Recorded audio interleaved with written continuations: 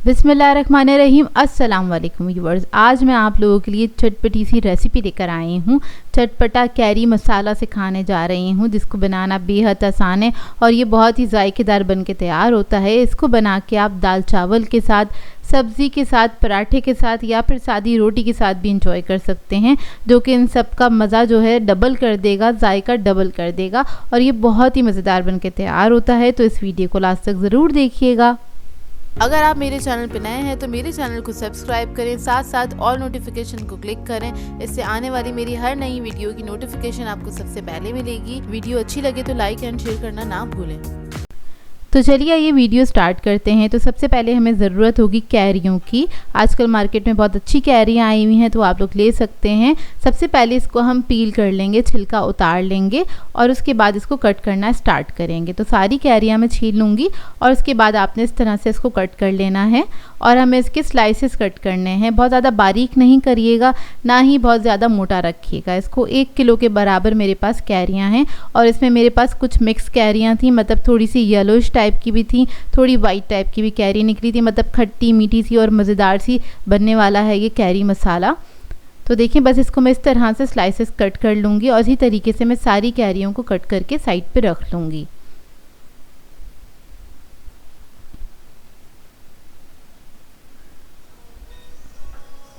तो अब इसका मज़ेदार सा मसाला बना लेते हैं। तो उसके लिए हमारे पास है राई 1 टेबलस्पून के बराबर, मेथी दाना ऐड करेंगे 1.5 टीस्पून, कलौंजी ऐड करेंगे इसके अंदर 1.5 टीस्पून।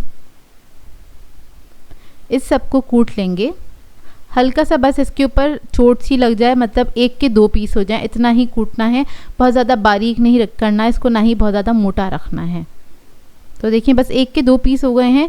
उसके बाद बाकी चीज़ें ऐड करेंगे। तो यहाँ पर मैं साबुत धनिया ऐड कर रही हूँ 2 टेबलस्पून के बराबर। सौंफ ऐड कर देंगे इसमें 1 टेबलस्पून। साबुत ज़ीरा ऐड करेंगे इसमें 1.5 टीस्पून। कुटी हुई लाल मिर्च ऐड करेंगे इसके अंदर 1.5 टीस्पून। नमक ऐड करेंगे 1 टीस्पून के बराबर। अब ये सारा मसाला जो है इसको आपने कूट लेना है। आप लोग चाहें तो जो छोटा चॉपर होता है उसके अंदर भी इसको आप चॉप कर सकते हैं, लेकिन इसको हमें बहुत मोटा मोटा सा रखना था, इसलिए मैं इसके अंदर इसको कूट रही हूँ अच्छी तरीके से। बस 1 के 2 पीस हो जाए, मोटा मोटा दरदरा सा होना चाहिए ये मसाला, कुछ इस तरह से। तो ये पिस गया है। अब इसको हम साइड पे रख देंगे। इधर ले लेंगे एक पैन, इसके अंदर ऐड करेंगे आधा कप सरसों का तेल। आप लोग चाहें तो नॉर्मल वाला तेल भी ले सकते हैं, लेकिन सरसों के तेल में बनाएंगे तो इसका जायका बहुत अच्छा निकल के आता है। अब इसके अंदर हमने प्याज ऐड करी है। 3 अदद मीडियम साइज़ की प्याज थी, जिसको मैंने स्लाइसेस में कट कर लिया था। प्याज को फ्राई करना स्टार्ट करेंगे और इसको आपने बहुत ज़्यादा फ्राई नहीं करना है, बस इसका कलर चेंज हो जाए इतना ही इसको कुक करना है। तो देखिए, प्याज बस थोड़ी सी सॉफ्ट हो जाए, उसके बाद हम इसके अंदर ऐड करेंगे हरी मिर्चें 1 कप के बराबर। तो यहाँ पर मैंने मोटी वाली हरी मिर्चों का इस्तेमाल किया है, जिसके अंदर तेज़ी नहीं होती है, ज़रा तेज़ी कम होती है। अगर आप बहुत स्पाइसी खाना पसंद करते हैं तो आप लोग छोटी वाली जो पतली वाली हरी मिर्चें होती हैं वो भी यूज़ कर सकते हैं। तो बस हरी मिर्चें ऐड करने के बाद इसको भी फ्राई करेंगे चंद सेकंड के लिए, बस मिक्स करेंगे हल्का सा। हरी मिर्चों का कलर चेंज हो जाएगा, एक खुशबू आने लगेगी अच्छी सी। फिर हम इसके अंदर कैरियाँ ऐड कर देंगे। तो सारी कैरी हम इसके अंदर ऐड कर देंगे इस तरह से।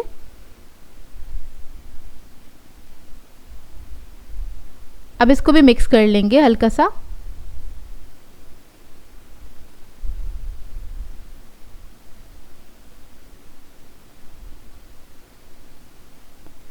तो देखिए, कैरियाँ जो हैं हल्की सी सॉफ्ट होंगी और अभी बस इसको आपने हल्का सा मिक्स करना है। फिर इसके अंदर हम सारा मसाला जो हमने बनाया था वो ऐड कर देंगे और इसके बाद इसको मिक्स करेंगे।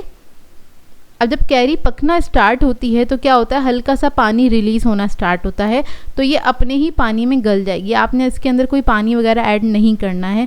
2 से 3 मिनट लगेंगे, मिक्स होते होते आपको रियलाइज़ होने लग जाएगा कि कैरी गलना स्टार्ट हो गई है। तो उस पॉइंट पे आपने क्या करना है, इसको 2 से 3 मिनट के लिए ढक के पका लेना है लो मीडियम फ्लेम पे। तो कैरी जो है मुकम्मल तरीके से गल जाएगी। तो ये देखिए, इसको मैंने इसी तरीके से पका लिया था और ये पक के तैयार हो गया। इसको पकाने में ज़्यादा टाइम नहीं लगता, 10 मिनट के अंदर पक जाता है ये। जाएंगे और ये बहुत ही मज़ेदार बन के तैयार होता है। मतलब आप इसको अचार के तौर पे इस्तेमाल कर सकते हैं, जैसे कि दाल चावल बनाएं या फिर सादी सब्ज़ी उसके साथ आप इसको सर्व कर सकते हैं, या फिर पराठों के साथ आप इसको सर्व कर सकते हैं। इसको आप नाश्ते में एंजॉय कर सकते हैं। सिर्फ सादे पराठे के साथ आप इसको सर्व कर दें, बेहतरीन मील हो जाएगा और ये बहुत ही जायकेदार बन के तैयार होता है। कम वक्त में भी बन जाता है। इसको बना के आप 10 से 15 दिन के लिए रख सकते हैं, लेकिन फ्रिज में रखिएगा। बहुत ही बेहतरीन रेसिपी है, ट्राई करें तो अपना फीडबैक ज़रूर दीजिएगा, बताइएगा ज़रूर कैसी लगी आपको ये सिंपल सी रेसिपी। सो व्यूवर्स, अगर आप लोगों को मेरी रेसिपीज़ अच्छी लगती हैं तो मेरे चैनल को सब्सक्राइब करें, लाइक करें, कमेंट ज़रूर किया करें, शेयर भी ज़रूर किया करें अपने फ्रेंड्स के साथ, फैमिली के साथ। तो मुझे अपनी दुआओं में याद रखिएगा। अल्लाह हाफ़िज़।